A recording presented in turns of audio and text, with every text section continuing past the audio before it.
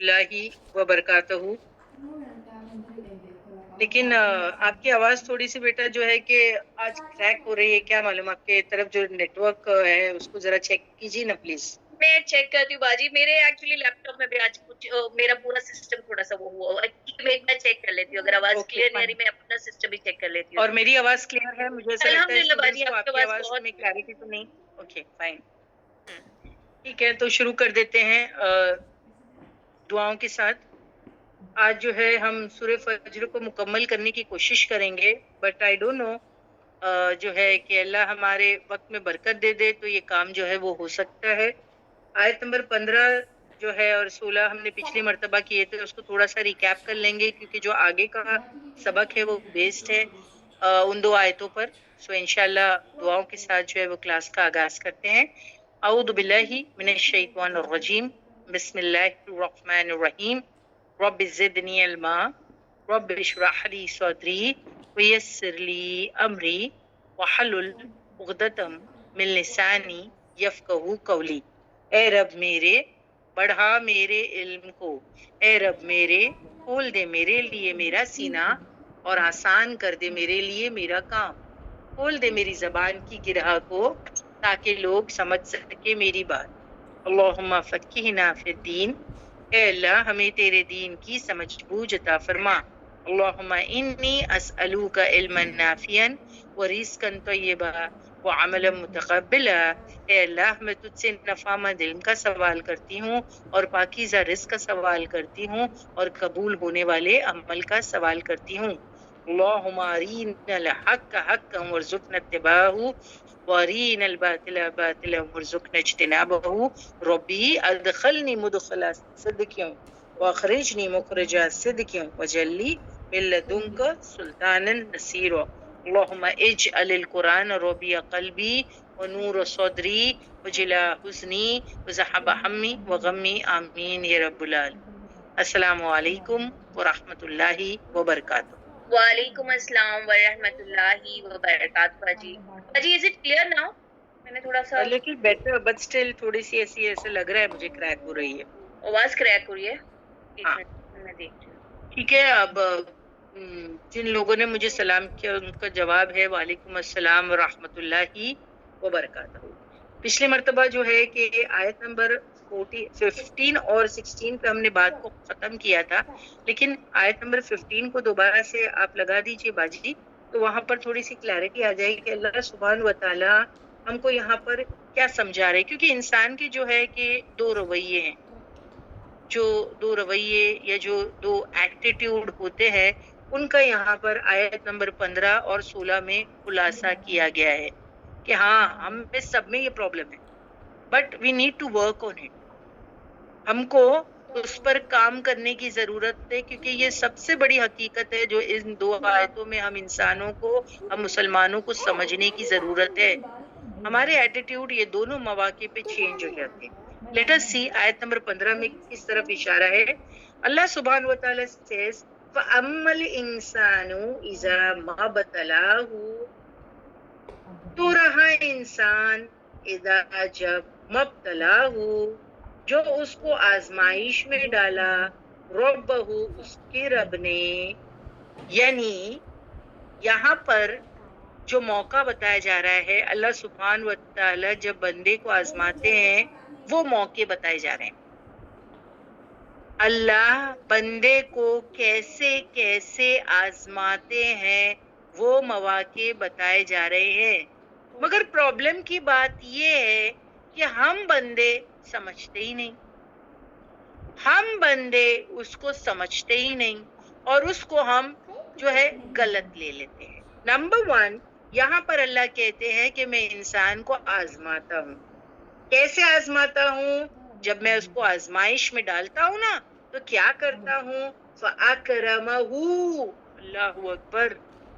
جب میں اس کو ایگزام میں ڈالتا ہوں یا جب میں اس کو امتحان میں ڈالتا ہوں تو فَأَكْرَمَهُ. اللہ اکبر. میں اس کو عزت دے دیتا ہوں. اللہ اکبر. یہ آزمائش ہے. عزت کا ملنا، شہرت کا ملنا، واہ واہ کا ملنا، ناموری کا ملنا یہ آزمائش ہے. کبھی ہم نے سوچا یہ بات؟ کیا ہم اس کو آزمائش میں لیتے ہیں کہ یہ آزمائش ہے؟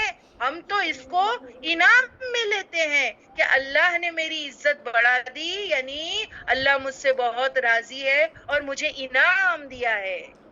اور یہ انعام کیوں دیا ہے اپنے دل سے سوچ بھی لیتے ہیں، کیونکہ اللہ مجھ سے بہت راضی ہے اور I deserve it.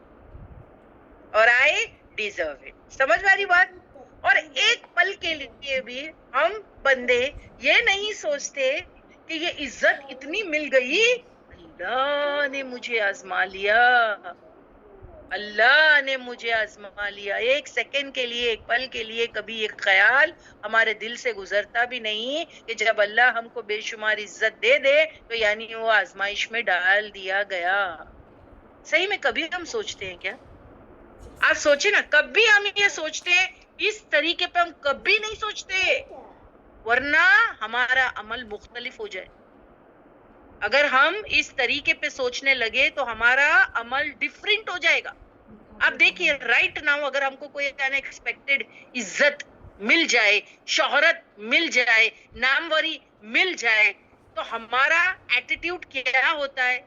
سب سے پہلا تو اللہ راضی ہے، اللہ کا فضل ہے. فضل تو ہے ٹھیک ہے، مگر اللہ راضی بھی ہے and I deserve it. اور سوچ بھی لیتے ہیں I deserve it. ٹھیک ہے، تو یہ ہو گئی عزت کی بات. دوبارہ سے اس آیت کو دیکھیے، فَأَمَّا الْإِنسَانُ وَإِذَا مَبْتَلَاهُ. مبتلاہو کا مطلب ہے جب آزمائش میں ڈالتا ہے ربہو، اس کا رب، فَأَكْرَمَهُ تو اس کو عزت سے نوازتا ہے، وَنَعَمَهُ اور اس کو نعمت کی فراوانی. نعمتوں کی فراوانی سمجھتے ہیں؟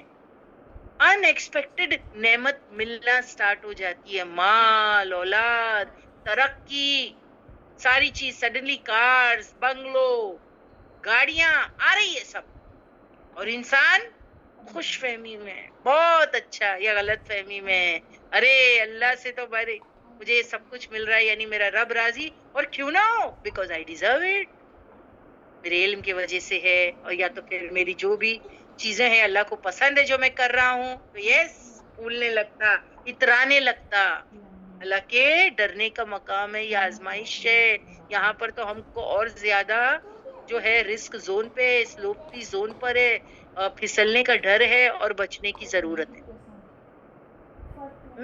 تو پھر وہ کیا کہتا پتا ہے؟ فَيَقُولُ تو وہ کہتا جب اس کو عزت اور نعمتیں مل جاتی، ربی میرے رب نے اکرمن اکرام کیا. دیکھو میری عزت یعنی حوصلہ افزائی اور اکرام اور عزت مجھے ملی اللہ کی طرف سے. اللہ نے مجھے کتنی عزت دی، مال دے کے، دولت دے کر، ساری چیزیں دیکھ کر کے، مگر کبھی نہیں سوچ رہا ہے اتنا کچھ اسی لیے ملا ہے کیونکہ یہ امتحان کا پرچہ ہے.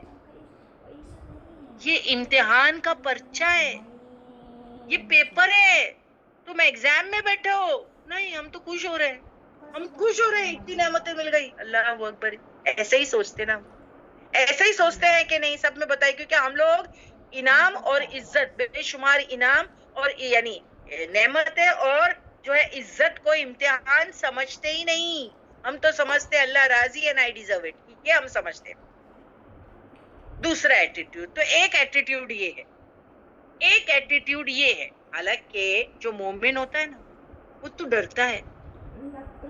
جب اس کو ان ایکسپیکٹڈ عزت اور ان ایکسپیکٹڈ نعمتیں ملنے لگ جائے تو وہ سوچنے بیٹھ جاتا ہے اللہ کیا ہو رہا ہے، کیا ہو رہا ہے. اور سچی جو سلف صحاباز تھے، میں ان کی اگر آپ کو مثالیں دوں تو وہ ڈرتے تھے، وہ ان ساری چیزوں سے ڈرتے تھے.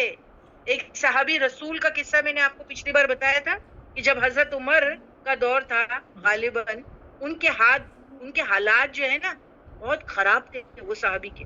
تو حضرت عمر نے کچھ اشرفیاں بھیجی تھی ان کو دینے کے لیے. جیسے ہی ان کو وہ اشرفیاں ملی بہت پریشان ہو گئے، بہت پریشان ہو گئے وہ صحابی رسول. سوچو صحابی رسول کی حالت خراب تھی، ان کو ہیلپ کرنے کے لیے حضرت عمر نے اشرفیاں بھیجی تو ان کو پا کر کے وہ پریشان ہو گئے کہ دنیا ہمارے پاس آ گئی، تو فوراً اس کو اللہ کے راستے میں دے دیا.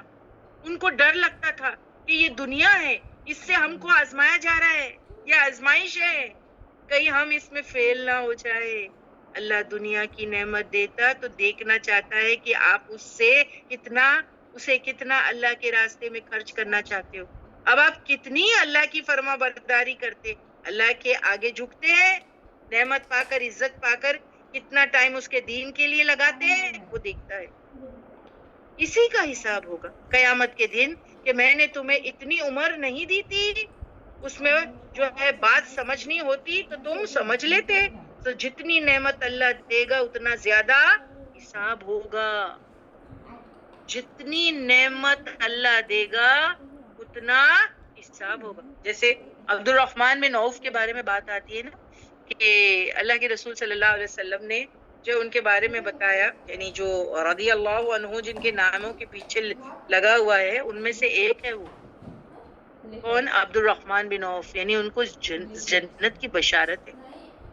اور ایک دفعہ یہ خواب ہے جو میں آپ کے ساتھ ڈسکس کر رہی ہوں، کہ ایک دفعہ جو ہے اللہ کے رسول نے فرمایا کہ میں نے دیکھا کہ ہم سب جو ہے، یعنی the companions of the prophet، ہم سب مل گئے، یعنی جنت میں آ کے مل گئے عشرہ مبشرین، اور یہ ہے کہ ویٹ کر رہے ہیں ہم کس کا؟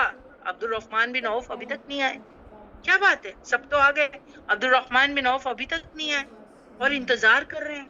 اور پھر کچھ دیر کے بعد دیکھا کہ حضرت عبد الرحمن بن عوف وہ بالکل اپنے پسینے میں شرابور، یعنی ڈوبے ہوئے تھے، اپنے پسینے میں ڈوبے ہوئے تھے، اور ہانپتے ہانپتے جو ہے سب سے ملنے آئے۔ تو ان سے پوچھا گیا کیا پرابلم ہے، آخر کیا ہو گیا جو تم جو ہے اتنے جو ہے تھکے ماندے پسینے میں ڈوبے ہوئے نظر آ رہے ہو، پرابلم کیا ہے؟ بتایا انہوں نے کیا کہا؟ انہوں نے کہا میں حساب دے رہا تھا، کیونکہ عبد الرحمن عوف کے بارے میں ہم سب جانتے ہیں کہ جب ان کے یعنی جب وہ فوت ہوئے تھے تو ان کی جو وراثت تھی اس کو ڈسٹریبیوشن کے لیے اتنا سونا تھا ان کے گھر میں، اتنا سونا تھا کہ کلاڑیوں سے توڑا گیا۔ یعنی آپ سوچو، کلاڑیوں سے گولڈ کو جو ہے اتنا ہتھوڑے مار کے کلاڑیوں سے جو ہے وہ توڑ کر کے جو ہے بیویوں کو اور سب کو جو ہے جتنے رشتے دار تھے ان کو دیا گیا، تو ان کے پاس کتنا مال ہوگا۔ تو انہوں نے کیا کہا؟ میں حساب دے رہا تھا۔ اب یہ وہ عشرہ مبشرین میں سے ہے، ان 10 میں سے ہے جن کو جنت کی بشارت ہو چکی، لیکن دیکھو حساب دے رہے ہیں اپنے مال کا۔ تو ہم تو اس کو سمجھتے ہی نہیں کہ ہمارے پاس اگر اقسمت یا سڈنلی مال آ جائے یا عزت اتنی مل جائے تو یہ بھی آزمائش کا ذریعہ ہوتی تھی۔ جو پہلے کے سلف اور صحابہ تھے وہ تو ڈرا کرتے تھے کہ اچانک سے اگر مال مل جائے، اگر اچانک سے عزت مل جائے تو یعنی اللہ نے تو آزمائش میں ڈال دیا۔ اب اللہ جو ہے آبزرو کر رہے ہیں ہم لوگ کرتے کیا ہے، کیا اس کو لے کر کے اللہ کے نام پہ خیرات کرتے ہیں، دین کے لیے خرچ کرتے ہیں، دین کے لیے کتنے شکر گزار بندے بنتے ہیں۔ سوچے آپ، ہم اترانے لگ جاتے اس مال کو لے کے، تکبر میں آ جاتے۔ اللہ یہ دنیا اس کو بھی دیتا ہے جس سے راضی ہے، اور اس کو بھی دیتا ہے جس سے راضی نہیں، یہ سوچ لو۔ مگر ہم نے تو ایک معیار سیٹ اپ کر لیے کہ جس کے پاس دنیا اللہ اس سے راضی ہے۔ صحیح؟ آپ دیکھو جس کے پاس مال دیتے ہم کیا کہیں گے؟ جس کے پاس مال ہم دیکھتے ہیں کہ اللہ کا بڑا فضل ہے، اللہ ان سے راضی ہے، کریکٹ؟ خود ہی ججمنٹ پاس کر دیتے ہیں، خود ہی کہہ دیتے ہیں، یہ بھی نہیں سوچتے بھائی وہ آزمائش میں مبتلا ہے، اللہ کر کے وہ پاس ہو جائے اس ٹیسٹ میں سے۔ جو بھی اللہ جو ہے اس سے چاہتے ہیں وہ فرما برداری یا جو بھی اس کو صحیح اس مال کا استعمال کرنا چاہیے اور اللہ کے خاطر۔ لیکن ہم تو یہ سوچتے نہیں، اللہ نے جس کو مال دیا تو پھر اللہ اس سے بہت راضی ہے۔ لیکن اللہ سبحانہ تعالیٰ کیا کہہ رہے ہیں؟ اللہ یہ دنیا اس کو بھی دیتا ہے جس سے وہ راضی ہے، اور اس کو بھی دیتا ہے جس سے وہ راضی نہیں ہے۔ سو یہ اس چیز کی علامت نہیں ہے کہ اللہ مجھ سے راضی ہے۔ اس کو مال مل جائے تو کبھی نہیں سوچنا کہ اللہ اس سے راضی ہے۔ اور وہ لوگ نہ سمجھے، اگر ایک شخص کو محرومیت ملی، اب دوسرا حصہ جو میں ابھی آپ کو ڈسکس کرنے والی ہوں، کہ ایک کیفیت میں نے آپ کو بتا دی کہ اللہ اگر عزت دے، مال دے، تو ہمارا ایٹیٹیوڈ ہم پھولے نہ سماتے اور اترانے لگ جاتے، حالانکہ ہم جو ہے وہ ٹیسٹ میں مبتلا ہے، اور اللہ ہم کو مارکنگ اور ریٹس دے رہے ہیں، مارک کر رہے ہیں کہ بندہ کرتا کیا ہے، کیونکہ وہ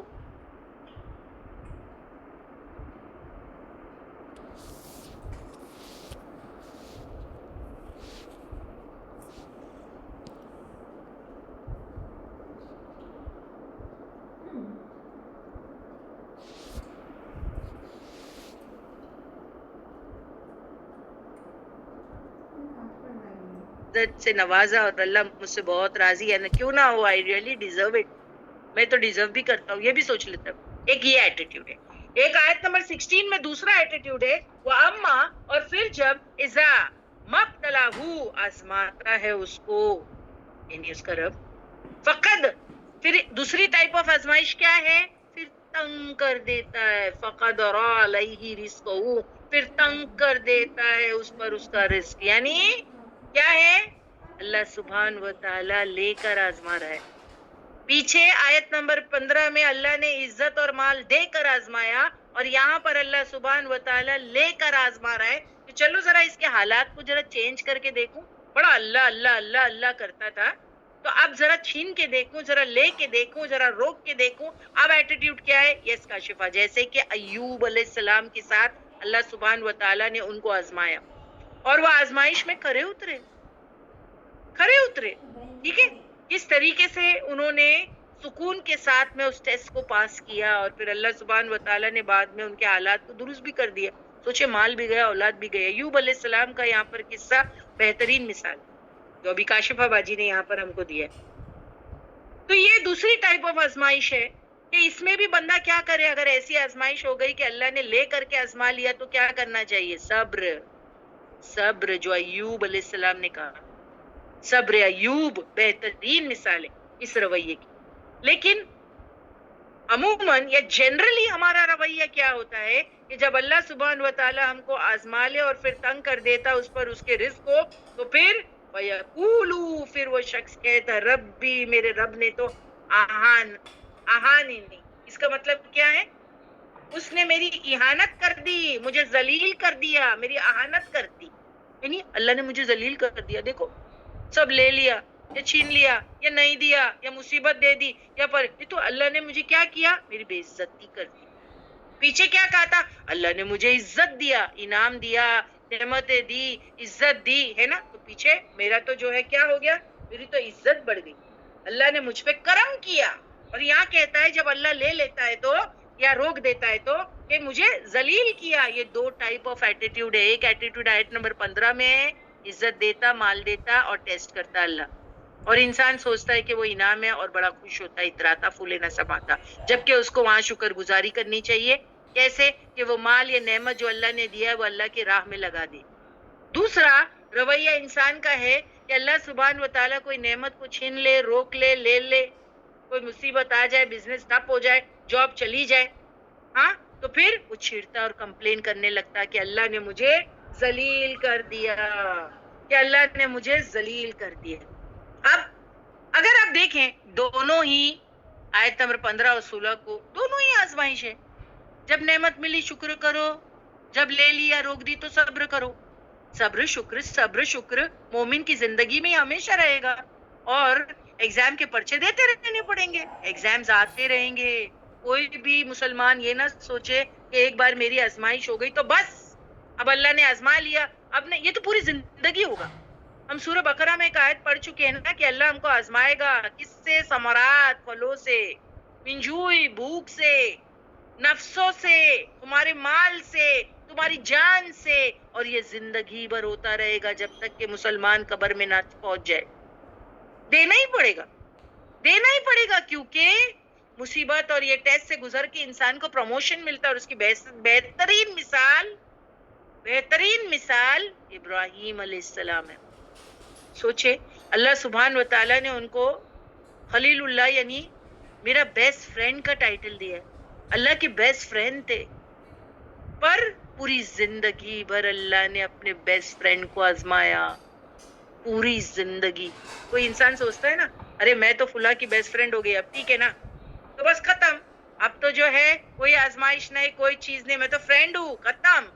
اللہ نے اپنے فرینڈ خلیل اللہ کو پوری زندگی بھر آزمایا, اور اللہ نے قرآن میں یہ بتا بھی دیا کہ وہ کھرا اترا, اس نے تمام کیا, وہ کھرا اترا ہر ایک آزمائش پر. اسی لیے تو اللہ نے اس کو امام بنایا کہ all follow the footsteps of ابراہیم علیہ السلام, دین ابراہیمی کی پیروی کرو, and that is Islam, because Allah was راضی with ابراہیم علیہ السلام. Why? Because ابراہیم علیہ السلام was always راضی with Allah. سمجھ رہے, ہم تو کیا چاہتے ہیں, اللہ مجھے راضی کر دے, پہلے اللہ مجھے راضی کر دے. لیکن ابراہیم علیہ السلام اللہ کو راضی کر رہے تھے, تب اللہ ان سے راضی ہوا. یہ ٹیسٹ ہے, یہ ٹیسٹ ہے. اسی لیے وہ جو عشرہ مبشرین کی ابھی میں نے بات کی, ان کے ناموں کے پیچھے رضی اللہ عنہ لکھا تھا, کیونکہ وہ اللہ سے ہر حال میں راضی تھے, غم ہو یا خوشی.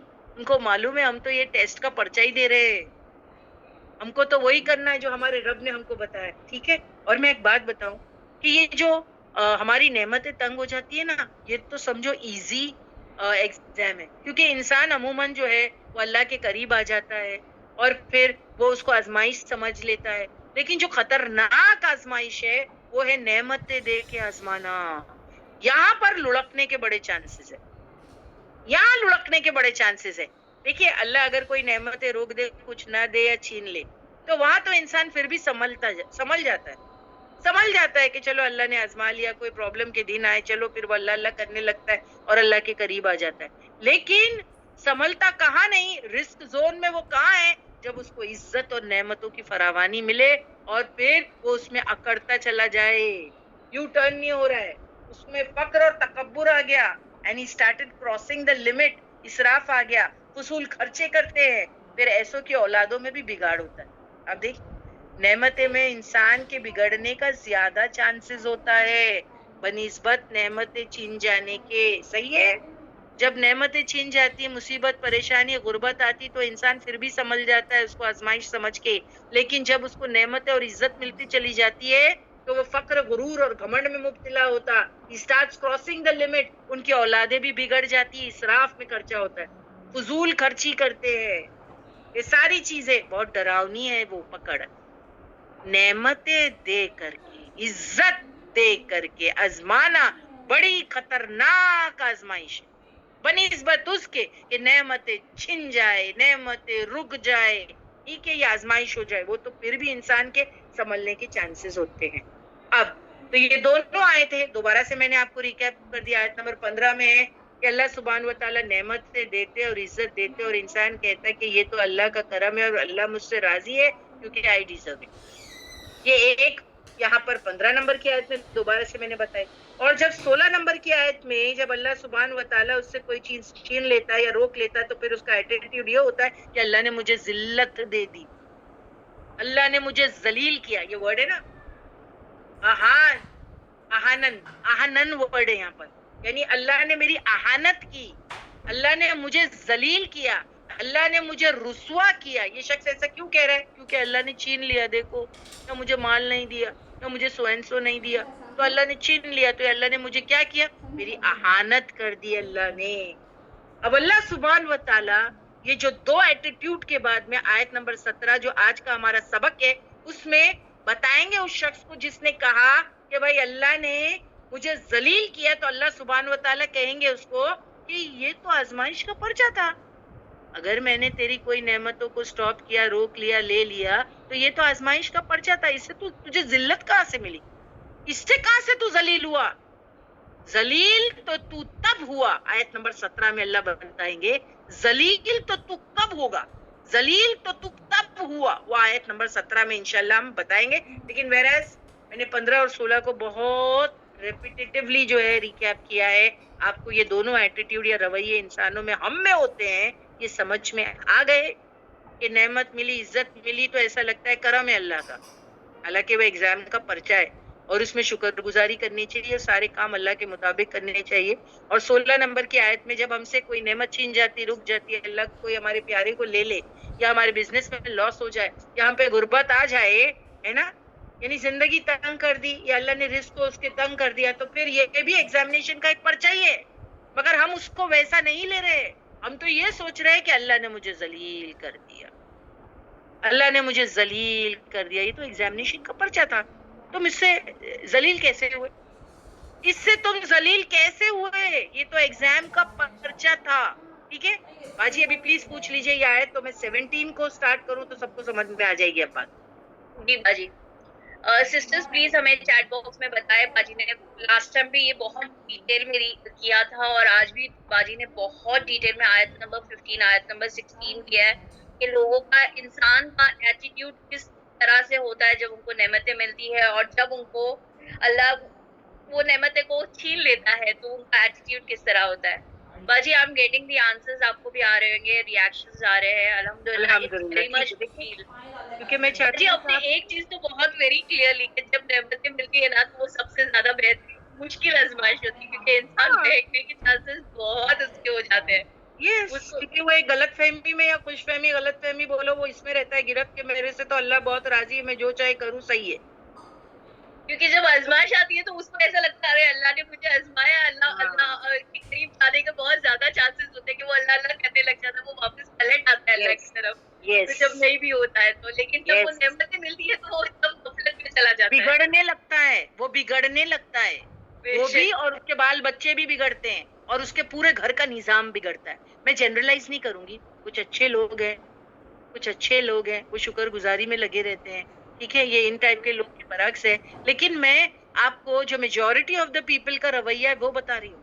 اب جیسے اگر آپ دیکھیں, میں آپ کو انبیاؤں کی ایگزامپل دوں تو آپ دیکھیں جو بادشاہت اللہ سبحانہ و تعالیٰ نے داود علیہ السلام اور سلیمان علیہ السلام کو دی تھی وہ تو کسی کو نہیں دی تھی, مگر کیا وہ نعمت پاک اور بادشاہت پاک کے کیا وہ بگڑے؟ بلکہ تو سلیمان علیہ السلام کی دعا ہم کو پتا ہے, ربی اوزعنی, یا اللہ میں شکر گزار ہوں کہ تو نے مجھے ماں باپ دی اور ماں باپ سے پھر وہ نعمتیں مجھے ٹرانسفر ہوئی اور تو نے مجھے کیا ہی بادشاہت دی. اور وہ شکر گزار تھے اور اللہ نے اس کو سرٹیفائی بھی کیا ان دونوں کو کہ نعم العبد, کتنے اچھے دونوں بندے, اللہ نے ان کو سرٹیفائی کر دیا کہ دیکھو میں نے ان کو نعمتیں دیا, نعمتیں پا کر کے بھی ان کے اندر گھمنڈ اور فخر نہیں آیا اور تکبر نہیں آیا. یہ حالانکہ وہ ایک ٹائپ آف آزمائش میں مبتلا تھے, ایک ٹائپ آف آزمائش میں تھے داود علیہ السلام اور سلیمان علیہ السلام, ایک ٹائپ آف آزمائش تھی, ٹھیک ہے. پھر ایوب علیہ السلام کی مثال لے لو, چلو ایوب علیہ السلام کے پاس کتنا کچھ تھا, اللہ نے لے لیا, لیکن ان کا بھی ایٹیٹیوڈ دیکھو, وہ کیا کرنے لگے. صبر ایوب بہت پاپولر ہے, اور وہ کیا کرنے لگے جب شیطان آ کے ان کا دماغ خراب کرتا تھا, ان کو بھڑکاتا تھا کہ دیکھ تیرے رب نے مال دولت چھین لی, دیکھ تیرے رب نے اتنی اولادیں تھی چھین لی, دیکھ تیرے رب نے صحت بھی چھین لی, ابھی بھی عبادت کرے گا, کیونکہ وہ عبادت تو چھوڑتے ہی نہیں تھے نا.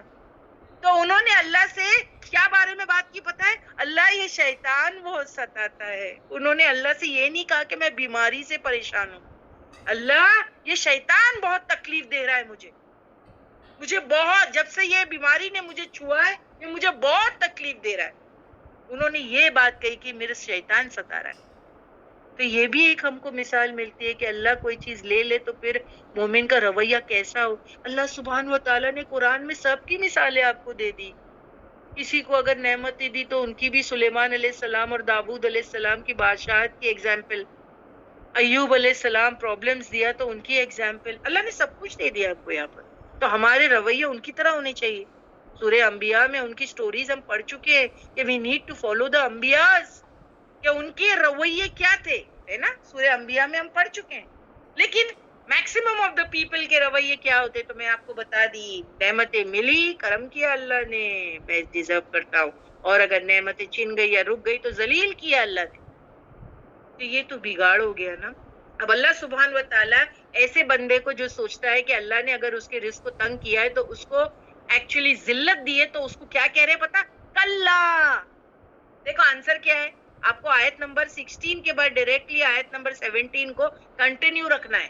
اللہ نے جواب دے دیا کلا, ہرگز نہیں. اب یہ جواب ہے, ہرگز نہیں کس چیز کا جواب ہے؟ وہ جو پیچھے آیت نمبر 16 میں وہ بندہ جو آزمایا گیا تھا غربت کے ساتھ, اس پر مصیبت اور پریشانی آئی, اور پھر اس نے کیا کہا جب اللہ نے اس کے رنگز کو تنگ کر دیا, فَيَقُولُ رَبِّ أَعَانَنِ, کہ میرے رب نے مجھے ذلیل کر دیا, اہانت کر دی میری. تو اللہ سبحانہ و تعالیٰ نے اس بندے کو آنسر کیا دیا, کلا, یعنی ہرگز نہیں, تم کو ذلیل نہیں کیا میں نے, تم کو ذلیل نہیں کیا میں نے تو تم کو آزمایا, میں نے تو تم کو آزمائش میں ڈالا, اسی لیے کیا کیا, چھینا. اگر چھین لیا, پریشانی میں مبتلا کیا تو وہ تو آزمائش تھا, وہ تو ہونا تھا. اور دوسروں کو دیکھ کر کرم نوازی ہو رہی ہے, نہیں ایسا نہیں ہے, کیونکہ انسان کیا سوچتا ہے, دیکھو اس کو دیا اللہ نے, دیکھو اس پہ کرم ہے, دیکھو مجھ کو نہیں دے رہے, مجھ سے لے لیے, مجھ پہ ذلت ہے. اللہ کہتے کلا, ہرگز نہیں تم کو ذلیل کیا, اگر چھین لیا, پریشانی میں مبتلا کیا اور دوسرے کو دے کر کرم نوازی ہو رہی ہے, نہیں نہیں, ہرگز نہیں, تمہارا خیال غلط ہے. سمجھ میں آئی ہے؟ کلا سمجھ میں آیا؟ کیونکہ آپ کو اس کو اگلی آیت کے حصے میں نہیں لینا ہے, پہلے اس آیت کے حصے میں لینا, پہلے 16 نمبر کی آیت کے حصے میں کلا لینا.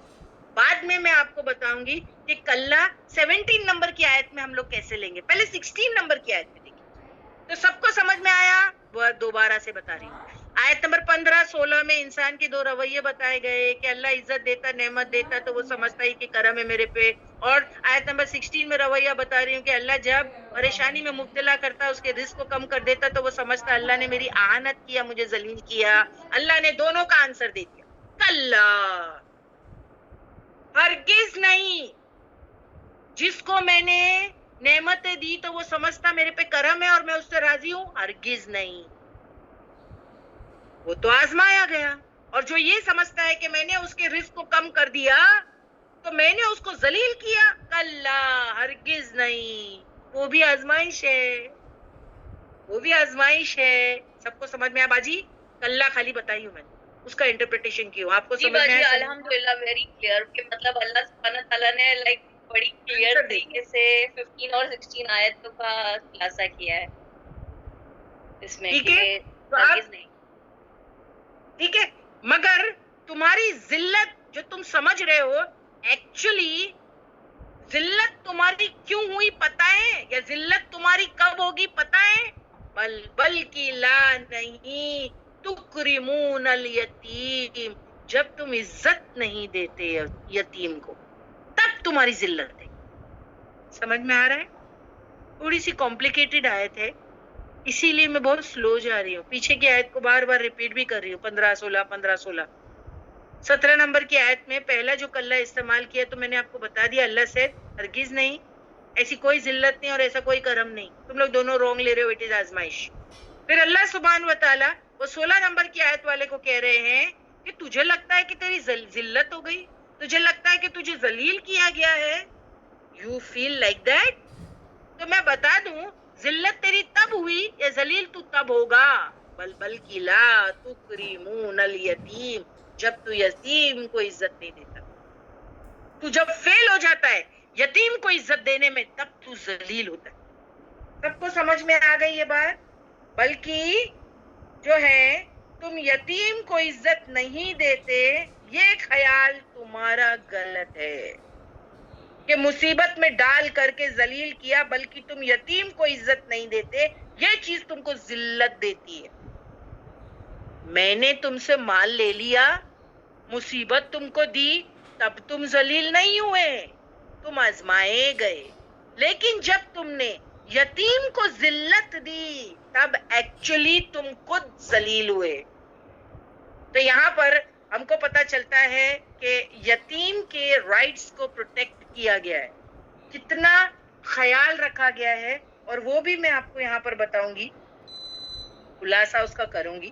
تو ابھی آپ کو اتنا تو سمجھ میں آ گیا کہ اللہ نے جواب دیا کلا کس بات پہ, کہ نہیں, چھین کر کے تم سے دولت تم ذلت نہیں پائے, بٹ کیا ہے کہ یتیم کے لیے تم نے جب اپنی ڈیوٹی نہیں نبھائی اور اس کو تم نے عزت نہیں دی. دیکھیے یتیم کی عزت کے بارے میں بات آئی ہے, یہاں یتیم کے لیے یہ نہیں کہا گیا کہ تم نے یتیم کو کھانا نہیں کھلایا, یتیم کو کھانے کی بات نہیں آئی ہے, وہ کھانا الگ آیت میں, کلا بلا تکرمون الیتیم, لا نہیں تکرمون, تم عزت دیتے یتیم کو, یتیم کے کھانے کی بات نہیں ہوئی ہے, یتیم کو عزت دینے کی بات یہاں پر آئی ہے. تو اس کو تھوڑا سا ہم الیبریٹ کرتے ہیں.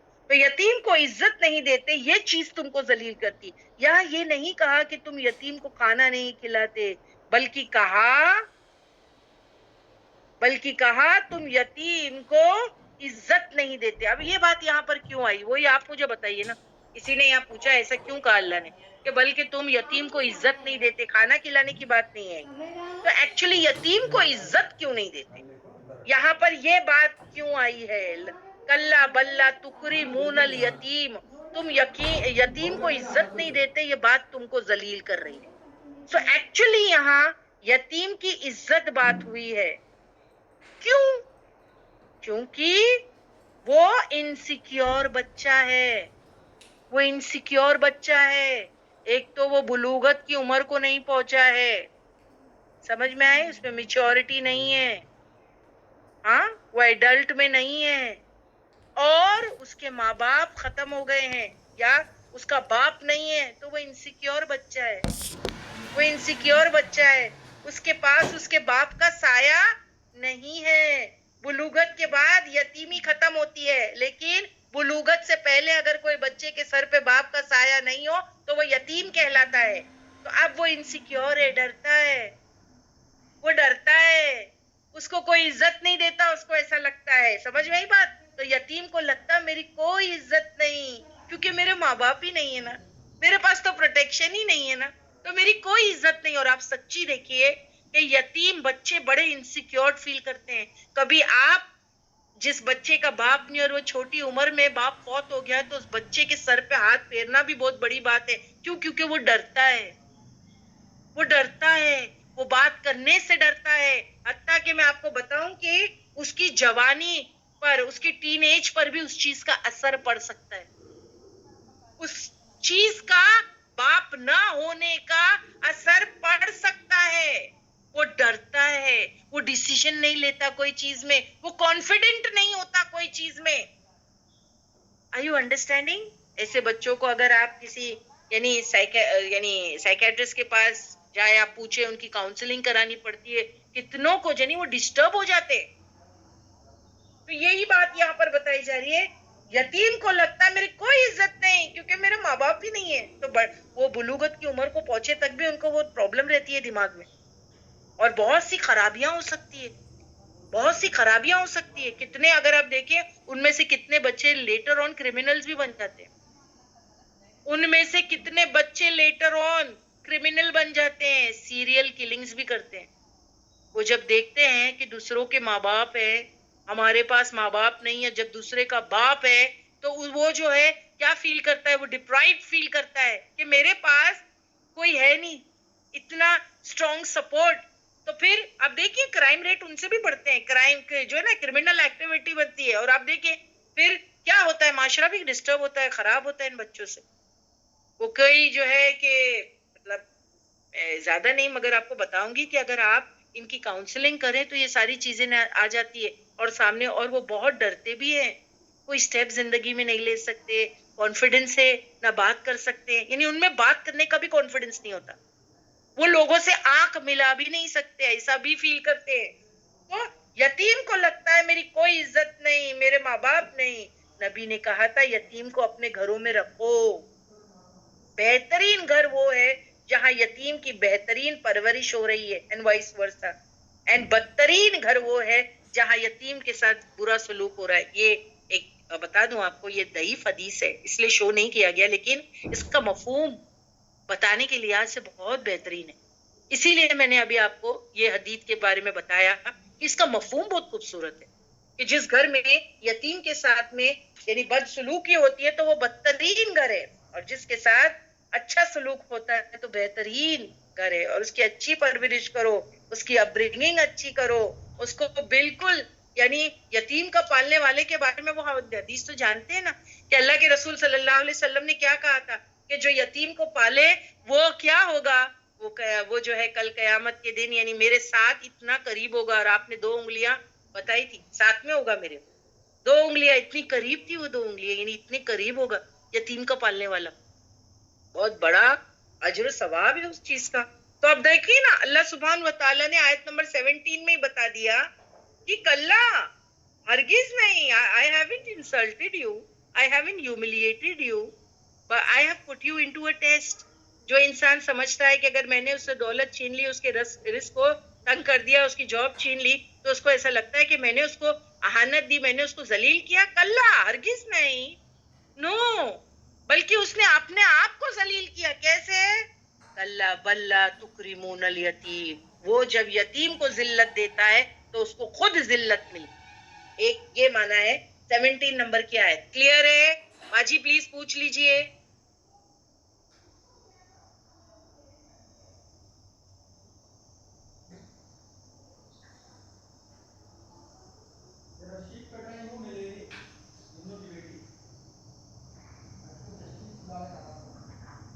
سسٹر 18 اور 16 کو ایمفسائز کیا ہے کہ آزمائش میں ڈالا گئے ہیں, اور اس کے آگے بلکہ آپ یتیموں کو عزت نہیں دیتے اس لیے آپ ذلیل ہوں گے. پرفیکٹ, یہ رائٹ ہے.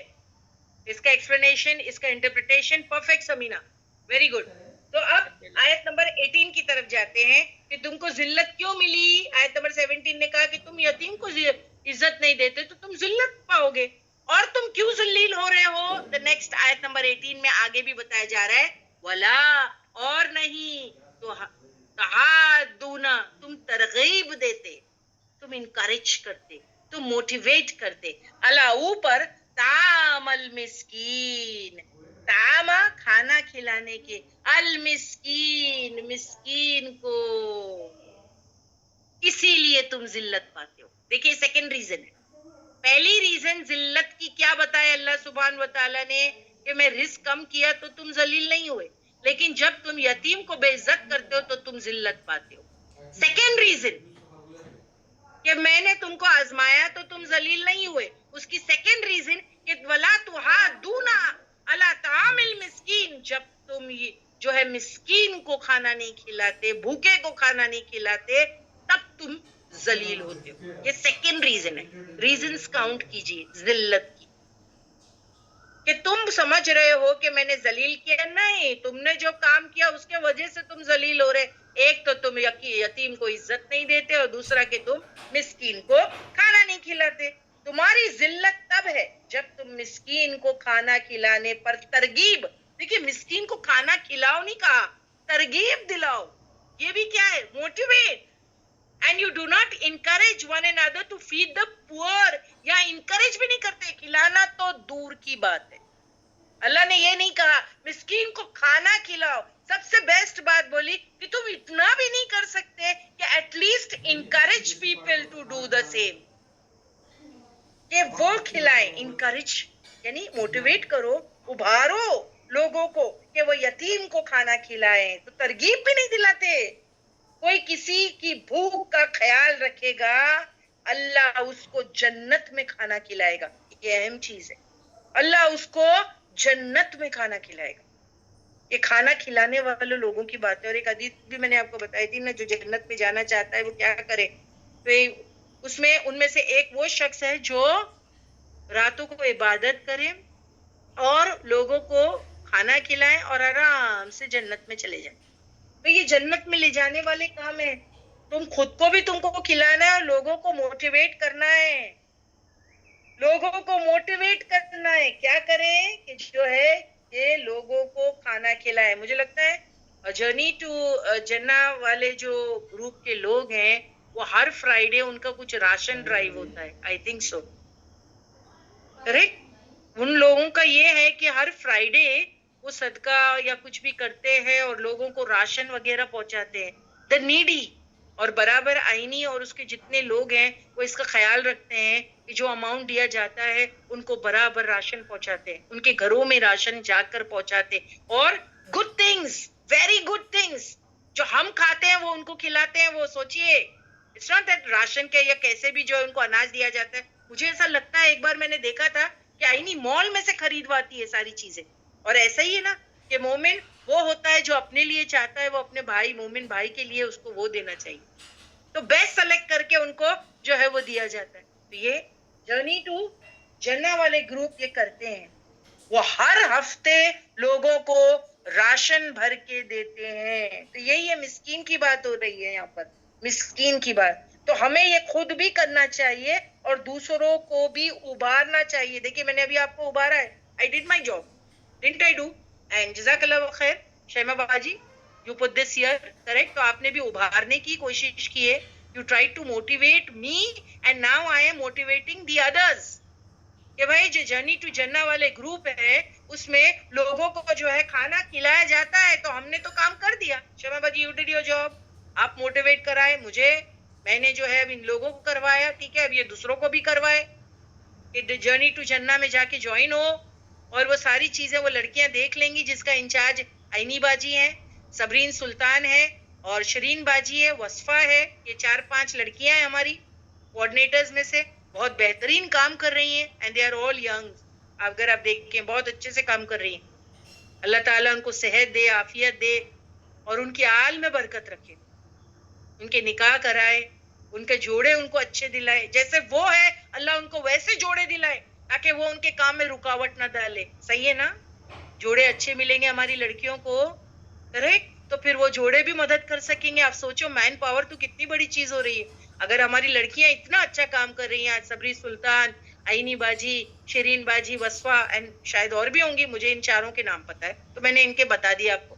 اگر وہ اتنا اچھا کام کر رہے ہیں اور لڑکی ہونے کے باوجود یہ کام کر رہے ہیں, وہ اگر یہ کام کر رہے ہیں, اکثر بھی ہے اس میں, اوکے فائن, اگر وہ بھی یہ کام کر رہے ہیں, تو آپ سوچو کہ اگر ان کے جوڑے ان کو اچھے ملیں گے, اگر ان کے جوڑے اچھے ملیں گے, یس, گریٹفل فاؤنڈیشن, گریٹفل فاؤنڈیشن نام ہے ان کا, تو ان کے جوڑے اگر ان کو اچھے ملیں گے تو وہ سپورٹر ہوں گے نا اس کام میں, اس اچھائی کے کام میں. کوئی مسلمان کبھی بھوکا نہیں رہے گا, کوئی مسلمان, اس کی ضرورت تمام پوری ہوگی.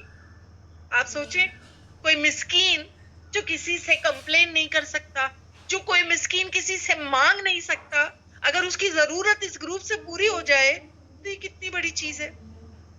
سوچیں, مسکین کے بارے میں بات ہو رہی ہے یہاں. دیکھیں پیچھے تو کیا بات ہوئی, یتیم کی ہوئی, لیکن یہاں مسکین کی بات ہوئی. لیٹ می ایکسپلین, یہ مسکین بھی ہے کون؟ مسکین لوگوں سے مطالبہ نہیں کرتے. مسکین جو ہے فقراء سے الگ ہے. فقراء اور سائل تو سوال کر کے مانگ لیتے ہیں, لیکن مسکین مانگتے نہیں ہیں. ٹھیک ہے, تو ہمیں یہ خود بھی کرنا چاہیے, دوسروں کو بھی ابھارنا چاہیے. دیکھو فلانی جگہ وہ مسکین ہے, دیکھو ہم کو بولنا چاہیے, دیکھو مجھے لگتا ہے وہ مسکین ہے. نہیں, لیکن آپ کو پھر کوئی کہے گا ارے ان کے پاس تو اچھا گھر ہے, وہ گھر میں رہتے ہیں, تو کیا ہو گیا؟ ہو سکتا ہے پریوار بڑا ہے, اس کے اندر جو ہے چھوٹے بچے ہیں, اس کے اندر بوڑھے لوگ ہیں, اس کے اندر بیمار ہیں, ہو سکتا ہے ان کے گھر کا خرچہ اور ان کا ایکسپینس میچ نہیں ہو رہا ہے, ان کا انکم اور ایکسپینڈیچر جو ہے وہ میچ نہیں ہو رہا ہے, اور پھر وہ لوگوں کے پاس جا کر کے کمپلین نہیں کرتے. ٹھیک ہے, وہ لوگوں سے مانگ نہیں سکتے.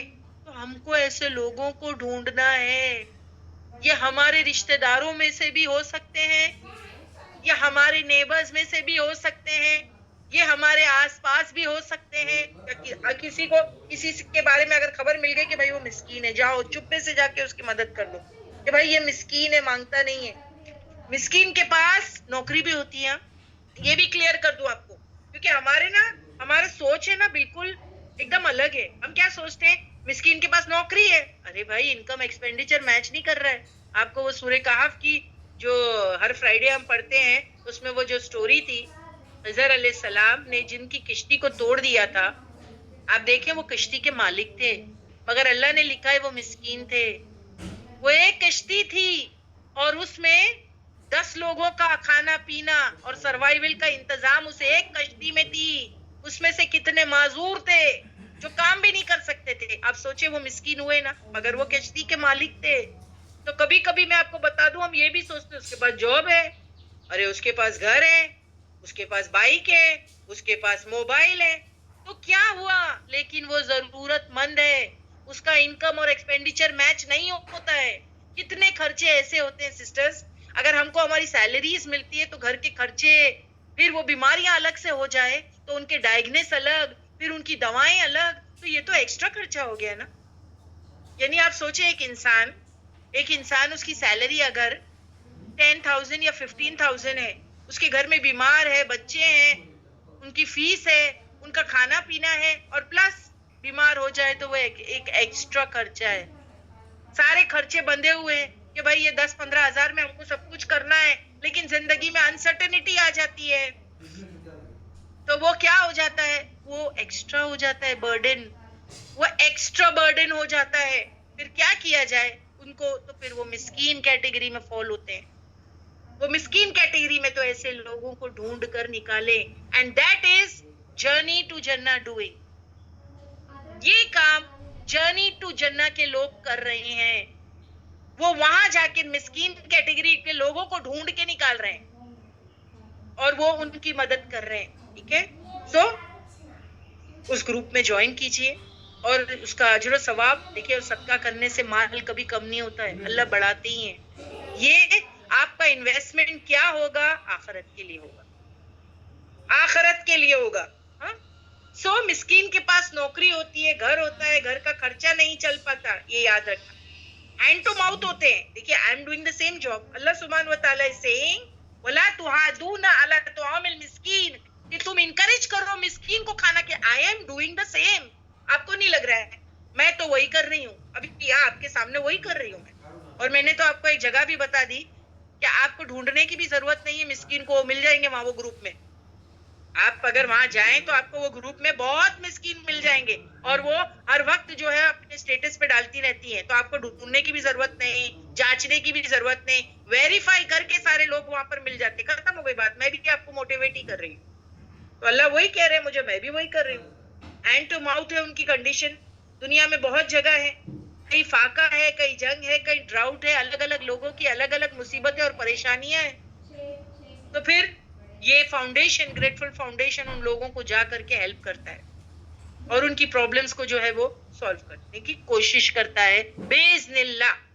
ठीक है, चलिए, तो ये हो गया दो हमारा, वला तुआदूना अला तुआमिल मिस्कीन। तो ये दो चीजों से तुम जलील होते, एक तो तुम यतीम को इज्जत नहीं देते हो और दूसरा कि तुम जो है कि मिस्कीन को खाना नहीं खिलाने पर इनकरेज या मोटिवेट नहीं करते। तीसरा, अब आयत नंबर 19 में तीसरी पॉइंट जिससे तुम जलील होते, और वो क्या है?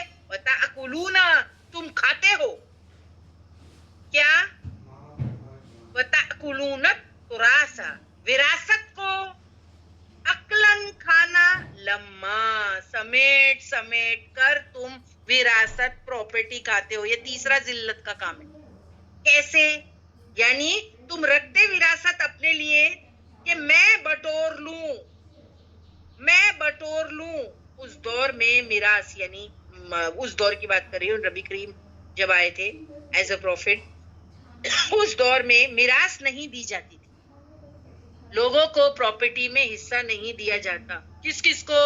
औरतों को, बच्चों को, यतीमों को। देखिए, कमजोर तबका है ये माशरे का।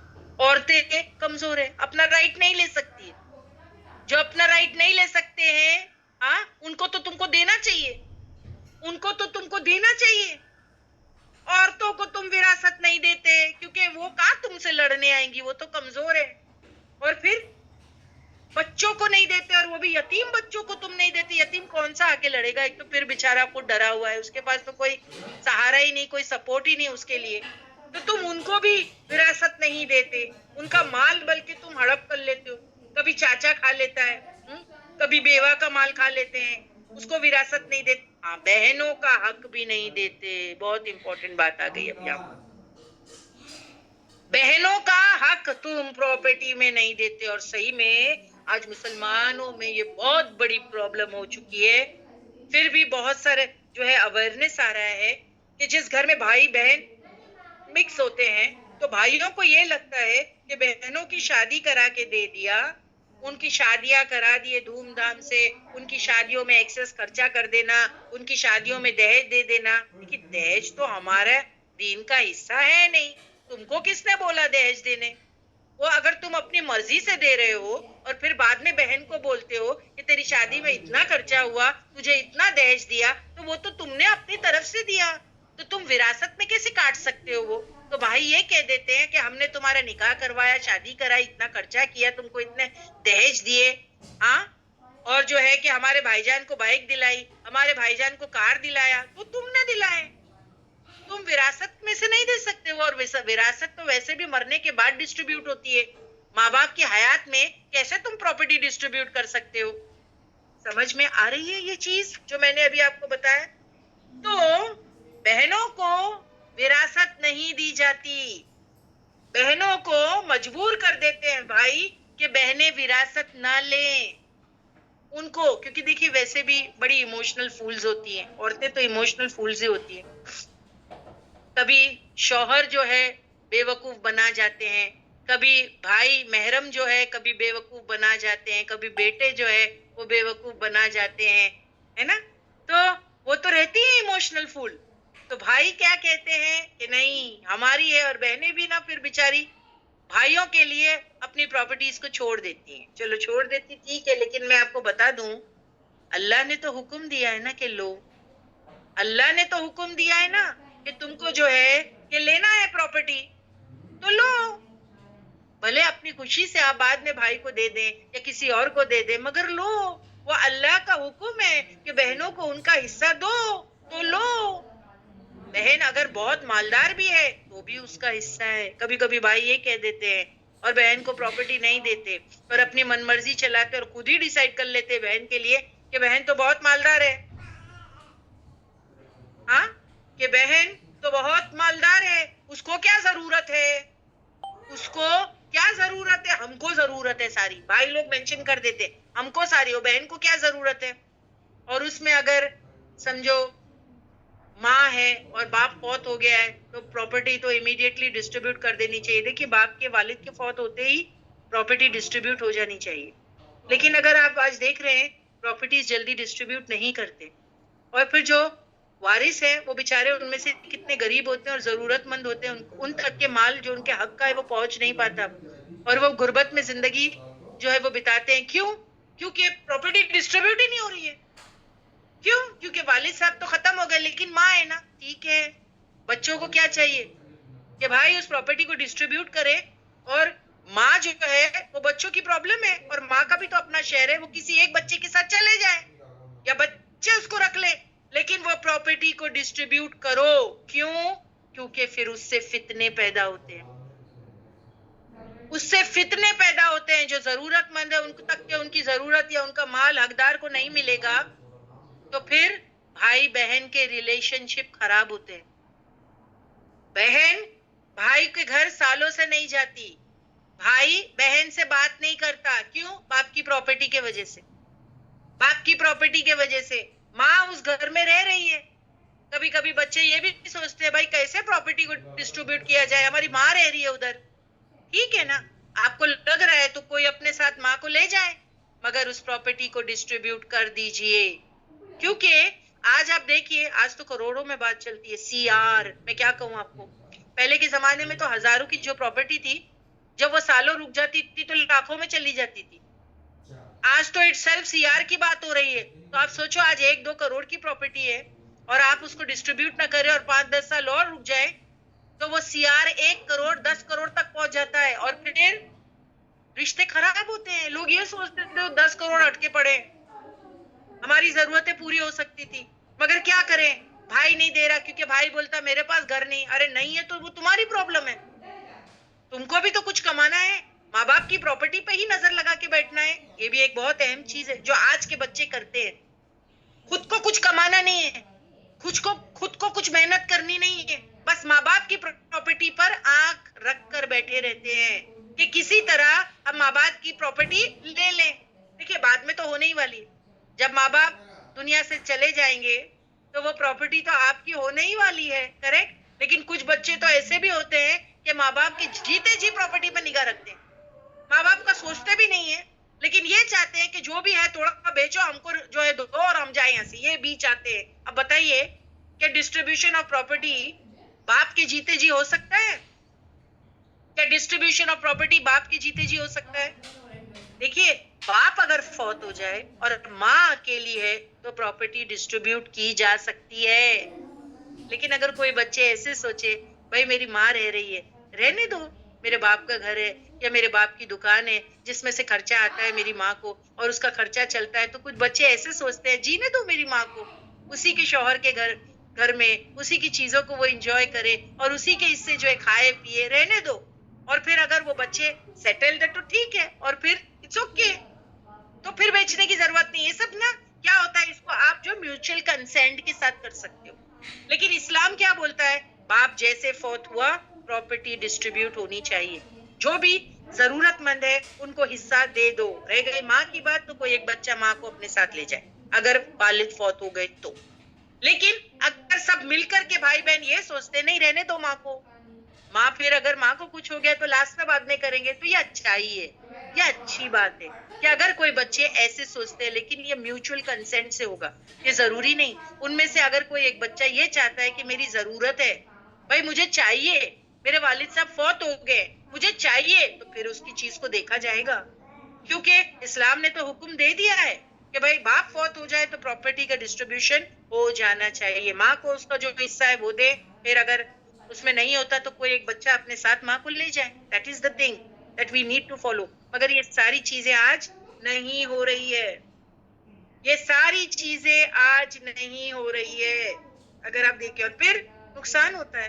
آپ دیکھیے جھگڑے فساد، وہی اللہ کہہ رہے ہیں ذلیل تم ہوتے ہو، تم ذلت ایسی پاتے ہو کہ جس کو تم کو پراپرٹی دینی چاہیے تم اس کو پراپرٹی دیتے نہیں، بہنوں کا شیئر نکالتے نہیں، عورتیں بچوں کا خیال کرتے نہیں، یتیموں کا مال ہڑپ جاتے ہو، کبھی چاچا کھا لیتا ہے، بیوہ کا مال کھا لیتا ہے، نو وراثت، بہنوں کو حق نہیں دیا جاتا، بیٹی کو نہیں دیتے وراثت. یہ سب ذلت کے کام ہیں. یہاں تم کو یہ ذلیل کر رہی ہے چیز، تم خود اپنے آپ کو ذلیل کر رہے ہو کہ دیکھو بہنوں کو مال نہیں دیتے، بہنوں کو پراپرٹی نہیں دیتے، بیٹیوں کو نہیں دیتے. بیٹیوں کو بھائی کیا کہتے ہیں، بیٹیوں کو ماں باپ بھی، اگر ماں ہے تو وہ کیا کہتی ہے، سپوز والد صاحب فوت ہو گئے، بھائی بہنیں ہیں، بیٹی کا نکاح کرا کے دے دیے، تو ماں بھی کیا کہتی ہے کہ نہیں ابھی کیا، میں زندہ ہوں، ٹھیک ہے، میرے لڑکے ہیں، تیری شادی کرا کے دے دیے. یہ بھی کیا ہے، غلط ہے. ہو سکتا ہے کوئی بیٹی کو جو ہے وہ واقعی اس مال کی ضرورت ہے. دیکھیے غربت ہے، لوگوں کی ضرورتیں ہیں، اسی لیے اللہ نے یہ رکھا ہے، تو ہم کو سوچ کر کے اس کو ڈسٹریبیوٹ کرنا ہے. اور وراثت کو جلد سے جلد 3 دن کے اندر، باپ اگر فوت ہو جائے تو تیسرے دن کے بعد وراثت کی ڈسٹریبیوشن ہونا لازم ہے. تقسیم کر کے دے دو. وہ فتنہ ہے، وہ ریلیشن شپس خراب کرنے والی چیزیں ہیں. اور یہ اگر تم جو ضرورت مند ہے اور یا جو ریئلی جو وراثت میں جن کے نام مینشن ہے اللہ کی طرف سے، ان کو تم نہیں دو گے تو پھر تو تم ذلت پاؤ گے. اللہ کہتے یہ ذلت کے کام ہے. ذلت یہ نہیں کہ تمہارا رزق کم ہو گیا تو تم ذلیل ہوئے. اصل ذلت یہ ہے، انسان اس کو ذلت سمجھتا نہیں نا. مگر اب یہ 3 ذلت کے کام میں نے آپ کو بتا دیے. ایک کہ کیا، کلا بلا تکرمون الیتیم، یتیم کو تم عزت نہیں دیتے.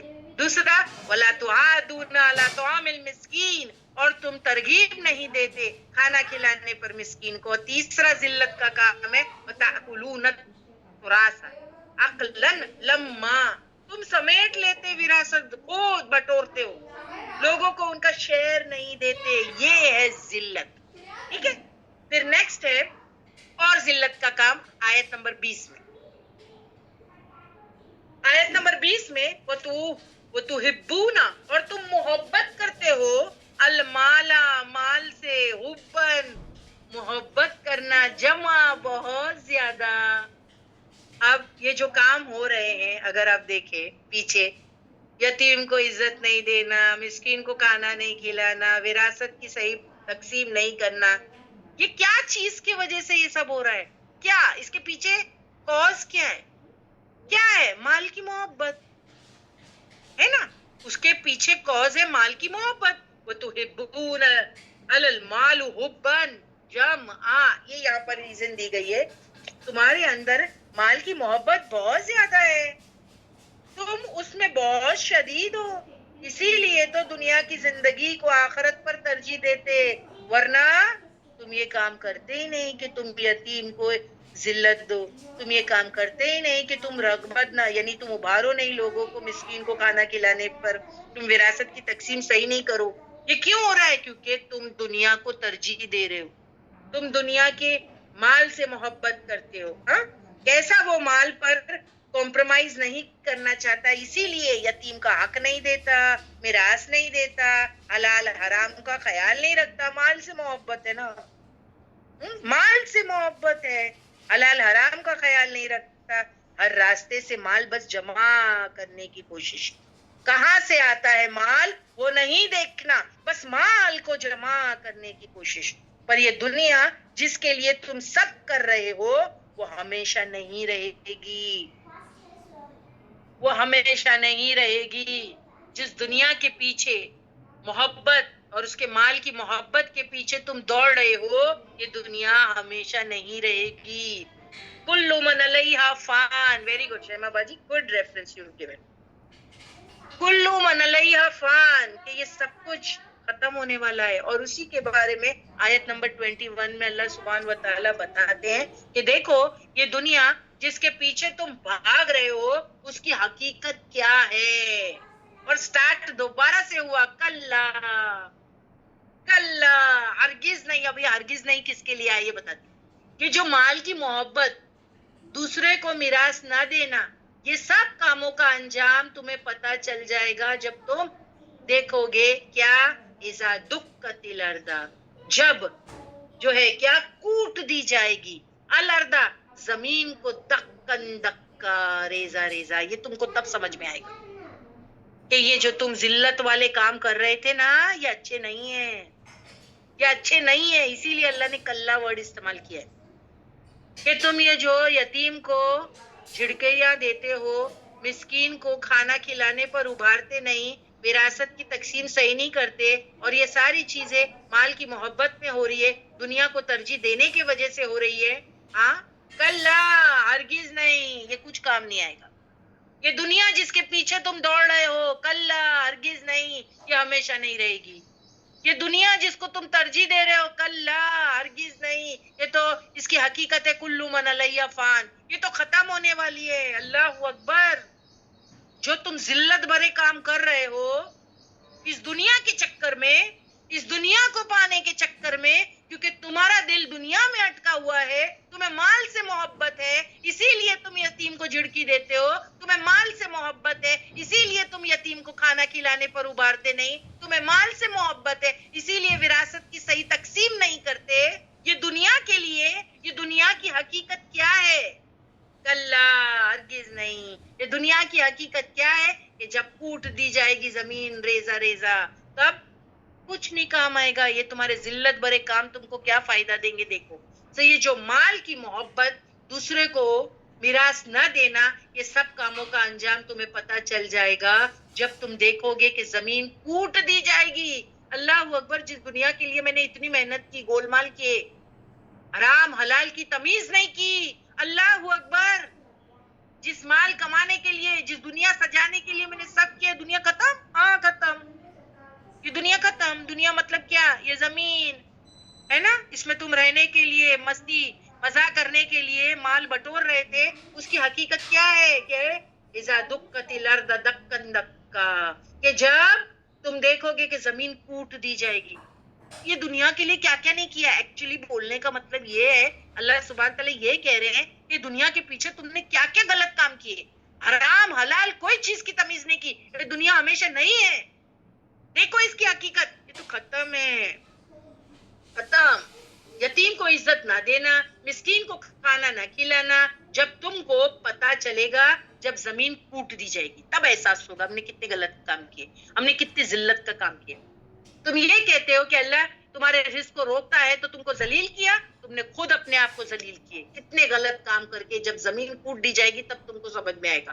کلا مینس تمہارے یہ سب کام, کون سے کام, وہ جو 3-4 پیچھے کے, یتیم کو دھتکارنا, مسکین کو کھانا نہیں کھلانے پر ابھارنا, وراثت کی تقسیم صحیح نہیں کرنا, مال کی محبت اور دنیا کو ترجیح دینا, ہے نا, تمہارے یہ سب کام درست نہیں. جب زمین ٹوٹ جائے گی نا تب پتہ چلے گا. سمجھ میں آیا کلا, کلا کا استعمال سمجھ میں آیا. اللہ نے کیا کہا یہاں, کلا مینس تمہارے یہ جتنے پیچھے کے کام ہے نا غلط غلط, یہ درست نہیں ہے. یہ تم کو تب سمجھ میں آئیں گے جب زمین کوٹ دی جائے گی, جلدی پتا چل جائے گا کہ یہ صحیح کام نہیں تھے. دیکھیے دنیا کے چکر میں ہی تو یہ کام کیا ہے نا. اب وہ دنیا کو ہی جب ختم کر دیں گے تو سمجھ میں آ جائے گا, ارے ہم تو غلط ہی کام کرتے, دنیا ہی ختم ہو گئی. جس دنیا کے پیچھے تم بھاگ رہے تھے وہ صحیح نہیں تھا. جب کلا کا ورڈ آتا, باتوں کو نگیٹ کیا جاتا ہے.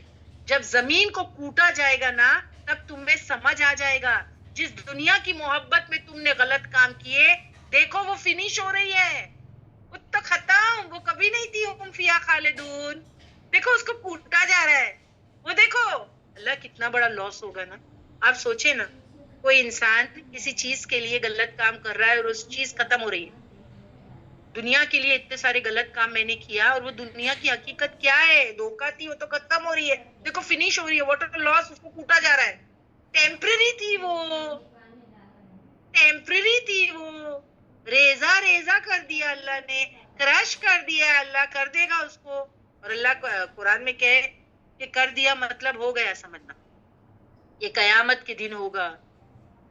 اس زمین پر حشر کا میدان بنے گا نا. کیوں اللہ سبحانہ و تعالیٰ زمین کو کوٹ دے گا؟ کیونکہ یہاں حشر کا میدان بنے گا. جن کے لیے تم نے محنت کی وہ کیا مقام رکھتی چیز, دیکھو زمین ٹوٹ پھوٹ گئی. جن چیزوں کو نیکی کو پیچھے ڈال دیا تم نے, وہ کتنی کارآمد تھی. تو زمین کو کوٹ کر ہموار کر دیا جائے گا اور تیرا رب تیرے سامنے آ جائے گا.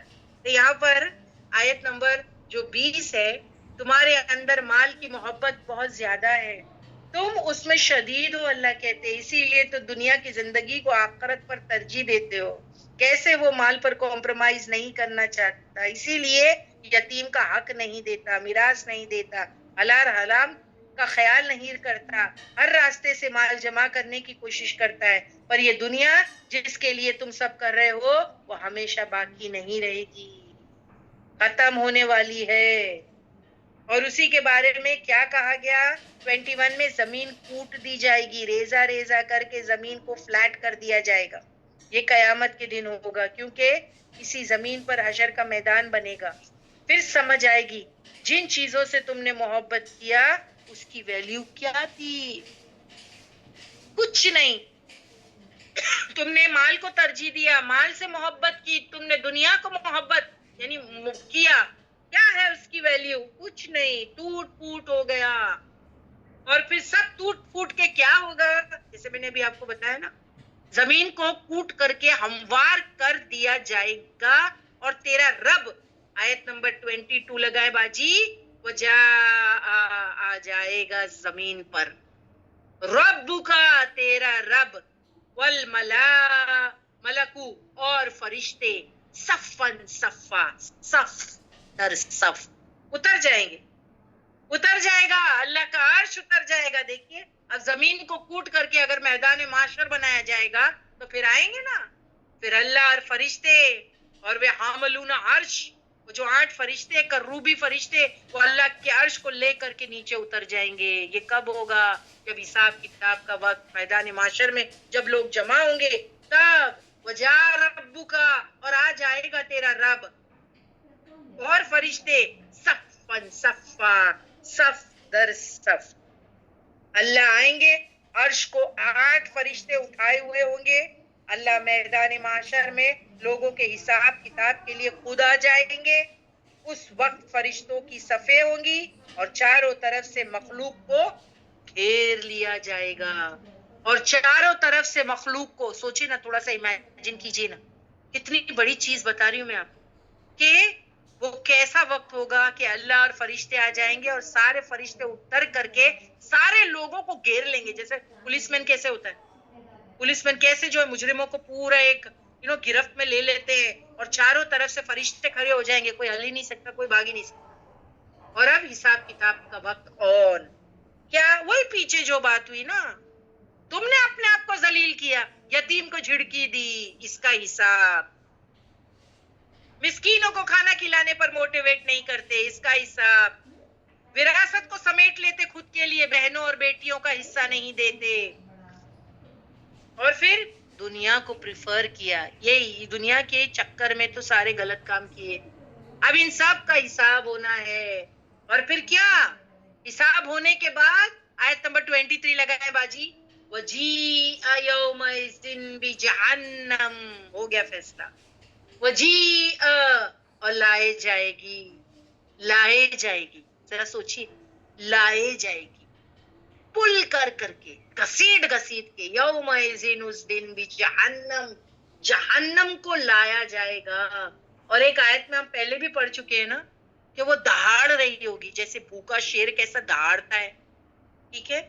اور پھر یس تابندہ بھی وہی حدیث آپ کو میں دینے والی ہوں, جہنم کو 70,000 زنجیروں میں باندھ کر لایا جائے گا, جکڑ کر کے. وہ حدیث پلیز لگا دیجئے, آیت نمبر 23 پر ایک روایت ہے. یس, جہنم کو 70,000 زنجیروں میں باندھ کر لایا جائے گا, اور ہر زنجیر پر 70,000 فرشتے ہوں گے اس کو قابو کرنے کے لیے. سوچو, داڑے مار رہی ہوگی شیر کی طرح, وہ آپے سے باہر ہوگی, فرشتے گھسیٹ گھسیٹ کر لائے.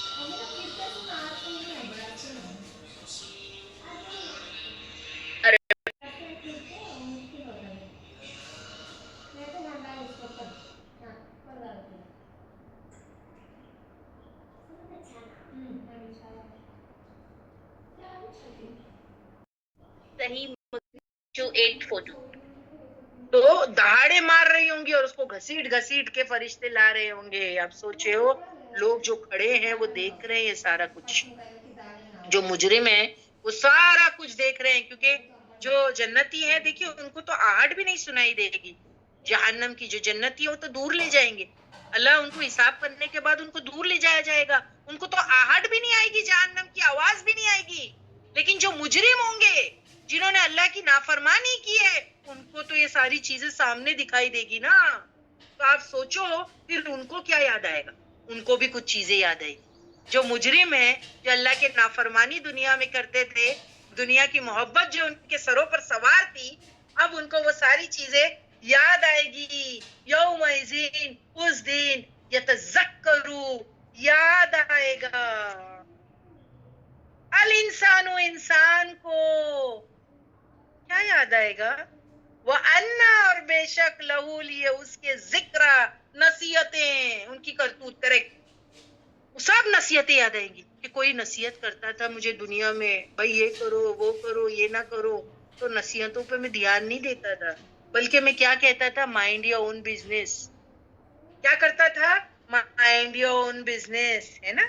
اللہ اکبر, اللہ اکبر. اس دن انسان کو یاد آئے گا, اس دن انسان نصیحت پائے گا, اور وہ نصیحت کے, اس کو کہا جاتا تھا دنیا میں نصیحت لے لو, پر وہ نصیحت نہیں لیتا تھا.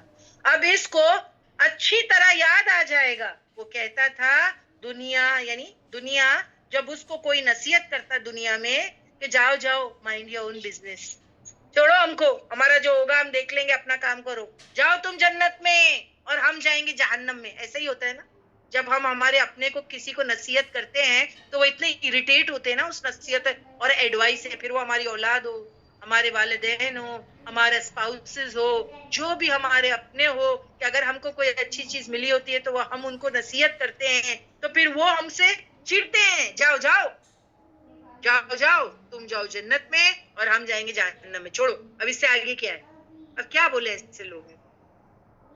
اب نصیحت, اب دیکھیں ان کو وہ سب یاد آ رہا ہے, ارے فلاں میرے کو نصیحت کیا کرتی تھی, ارے چلو کلاسز میں چلو, آؤ آؤ, چلو کچھ سیکھ لیں, کچھ آخرت کو سنوارے, جاؤ جاؤ, مائنڈ یور اون بزنس. یہ کلاسز میں آنا تو فارغ لوگوں کا کام ہے, نہ لبنا بازی کو کوئی کام دھندا ہے, نہ آپ کو ہے. ٹھیک ہے, تم لوگ جاؤ بیٹھو, ہم لوگ کو تو دنیا کے بہت کام ہے. اب وہ دنیا کے کام, دنیا کے کام, دنیا کے کام, دنیا کی حقیقت بتا دی گئی. کل اذا دکت الارض دکا دکا, جب یہ دنیا کو توڑ پھوڑ دے گے نا زمین کو, تب سمجھ میں آئیں گے ان کو بات, پر یہ تو ختم ہو گئی.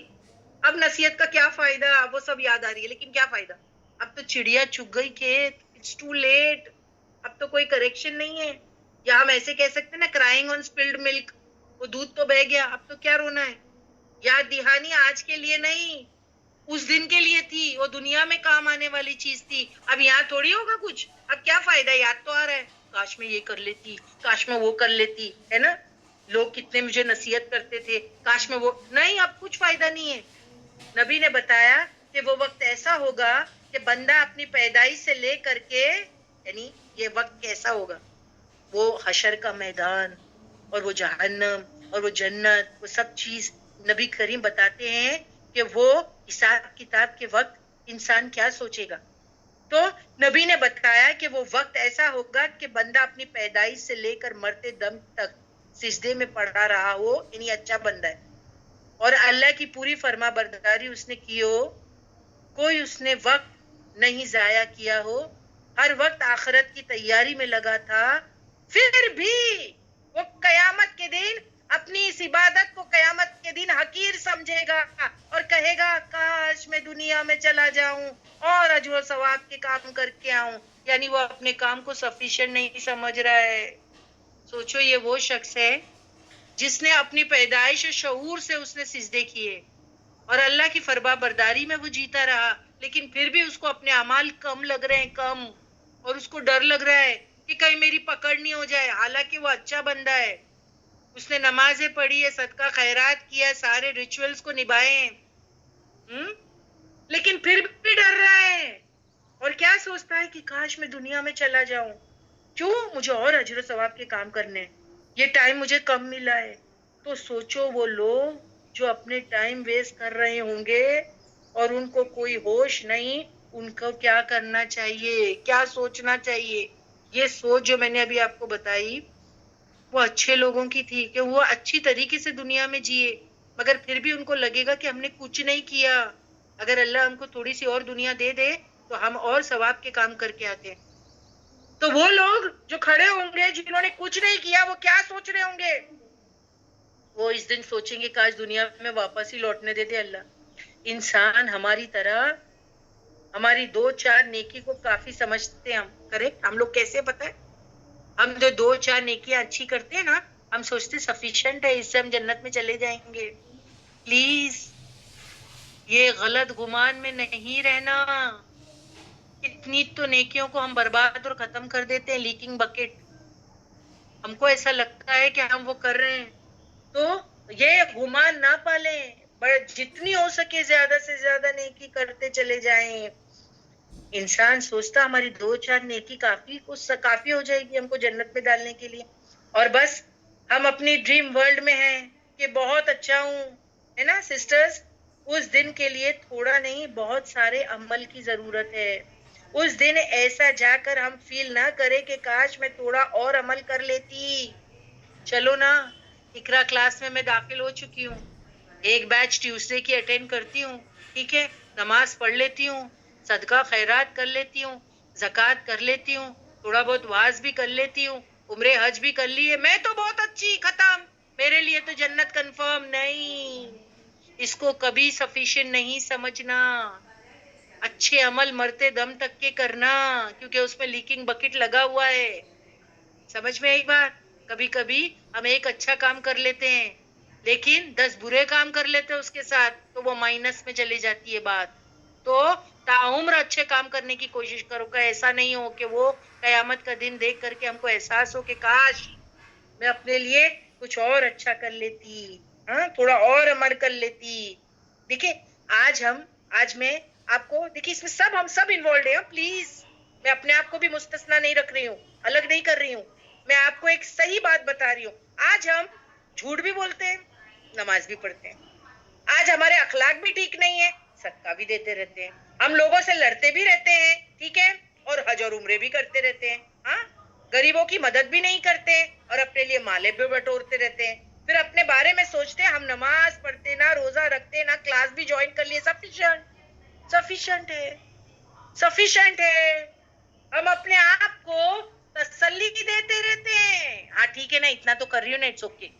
چلو تھوڑا سا جھوٹ بول لی نا، اٹس اوکے، اتنا تو کر رہی ہوں نا، نماز 5 ٹائم کی پڑھ رہی ہوں نا. ارے وہ نہیں پڑھو گے تو پکڑ ہو جائے گی، ٹھیک ہے، اور زیادہ کرنے کی کیا ضرورت ہے؟ اتنا تو کر رہی ہوں. کتنے تو وہ بھی نہیں کر رہے. دوسروں کو چھوڑو، اپنی فکر کرو. اور کبھی اپنے اچھے کام کو سفیشینٹ نہیں سمجھنا، کرتے چلے جانا.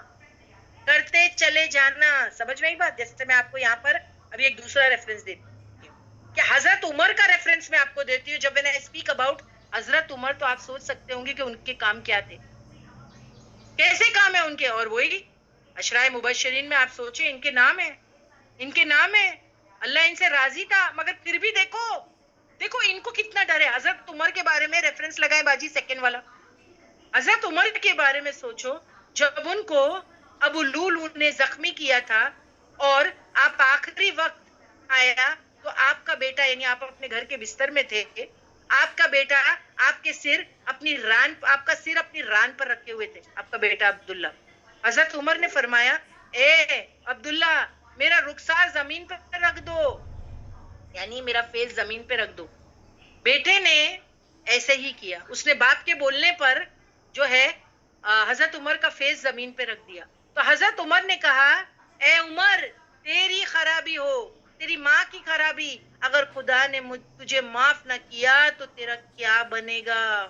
سوچو یہ حضرت عمر ہے, اتنا کرنے کے بعد ان کا ایٹیٹیوڈ دیکھو کہ یہ ڈر رہے ہیں. اور ایک دوسری روایت میں آتا ہے کہ حضرت عمر نے کہا کہ اگر مجھے جنت میں جانے کا داخلہ مل گیا ہو اور اگر میں نے اپنا ایک پیر جنت میں رکھ لیا تب بھی مجھے ڈر لگے گا, کیونکہ ایک پیر باہر ہے. جب تک کہ میرے دونوں پیر جنت میں نہ چلے جائیں تب تک کہ میں بے فکر نہیں ہو سکتا ہوں. اللہ اکبر, یہ لوگوں کی کیفیت دیکھو. اور یہ جو ہے عشرائے مبشرین میں سے تھے جن کو جنت کی بشارت اللہ دے چکا تھا, مگر یہ پھر بھی اتنے گھبراتے تھے اپنے اعمال کے بارے میں. کبھی بھی یہ نہیں سوچتے تھے کہ وہ شاید کہ قبولیت کے درجے کو پہنچ گئے. اور ہم تو تھوڑا کر کے خوش ہو جاتے ہیں, ذرا سا کر دی بس, نماز تو پڑھ رہی ہوں ٹھیک ہے, کلاسز بھی جوائن کر لی اٹس اوکے, آج عمرہ بھی کر لی اٹس اوکے, اور کیا کروں بس اب تو جنت کنفرم. حضرت عمر کو دیکھو کیا کہہ رہے اپنے بیٹے کو, اے بیٹا میرا چہرہ زمین پہ رکھ دے. اور پھر کہتے ہیں اے عمر تیری خرابی, تیری ماں کی خرابی اگر خدا نے تجھے معاف نہیں کیا تو میرا کیا بنے گا. باجی پلیز اس کو پڑھیں. جی باجی. Abdullah ibn Umar radiallahu ta'ala reported during the illness in which Umar passed away. His head was resting on my thighs. He said to me, "Place my head on the ground." I said, "What difference does it make whether it is on my thigh or on the ground?" He replied, "Place it on the ground." So I placed it on the ground, and he then said, "Woe to me and woe to my mother if my Lord does not have mercy on me." یہ سمجھ میں آ گئی یہ بات, یعنی بتانے میں مقصود کیا ہے یہاں پر؟ مقصد ہے کہ تا عمر زندگی بھر وہ اچھے کام کرتے رہے, اس پہ جم کے رہے, اور کبھی اس پہ گھمنڈ اور فخر نہیں کیا, اور کبھی ریلیکسڈ نہیں ہوئے یہ سوچ کر کے کہ میرا یہ کام سفیشینٹ ہے اور مجھے جنت میں لے جا کر ہی رہے گا. نہیں, گھبراتے تھے. یہ وہ تھے حضرت عمر. تو انسان اس دن یاد کرے گا ان باتوں کو, ان سبق کو کہ اس نے پڑھا تھا پر زندگی میں کوئی توجہ نہیں دیا. سب موقع بات یاد آئیں گے, کاش میں اتنا کر لیتی, کاش وہ موقع تھا جرنی ٹو جنہ میں, اس لڑکی کا آپریشن ہو رہا تھا, ان کو اتنے روپے کی ضرورت تھی, میں بہت نہیں تو تھوڑا ہی اس میں لگا دیتی اور کیا ہو جاتی, اس میں شریک ہو جاتی. کاش وہ جو فرائیڈے والی ڈرائیو تھی اور وہ جو راشن دیا جا رہا تھا اس میں اگر میں بہت نہیں دے سکتی, میں 100 روپے ہی دے سکتی اور اس میں جو شرکت کر لیتی تو مجھے اس کا اجر و ثواب مل جاتا. یعنی جو بھی لوگ کو مینشن کرتے ہیں وہاں پر, آپ سوچو کاش یہ موقع ہے, اس کو اویل کیجیے, گریب کیجیے. دنیا ہمیشہ نہیں رہے گی, آخرت ہمیشہ رہے گی. آخرت کے انویسٹمنٹ کیجیے, لوگوں کی مدد کیجیے, مسکینوں کو کھانا کھلانے پر ابھاریے, یتیموں کی عزت کیجیے, وراثت کی پراپرلی تقسیم کیجیے, لوگوں کا حق ان تک کے دیجیے. اگر آپ مسکین کی اور جو ہے محروم کی مدد کرتے ہیں, اگر آپ غریب کی مدد کرتے ہیں تو یاد رکھیے اللہ نے آپ کے مال میں ان کا حق رکھا ہے. آپ کبھی یہ نہیں سمجھنا کہ آپ ان پر احسان کرتے ہو, یہ ان کا حق ہے آپ کے مال میں, اور ان کو دو. اللہ چاہے تو ان کو بھی دے سکتا تھا, مگر اللہ نے آپ کو موقع دیا ہے اجر کمانے کا. دے تو آپ کو بھی اللہ ہی رہا ہے, تو ان کو بھی دے سکتا ہے, لیکن آپ کو موقع دے رہا ہے کہ آپ اجر کماؤ, آپ ان کی ضرورتوں کو پوری کرو, اور باذن اللہ وہ بھی اللہ کے ذریعے ہی ہو رہی ہے. But Allah wants to give you more reward. تو آپ لوگوں کی مدد کیجیے اور اپنا انویسٹمنٹ آخرت میں کیجیے.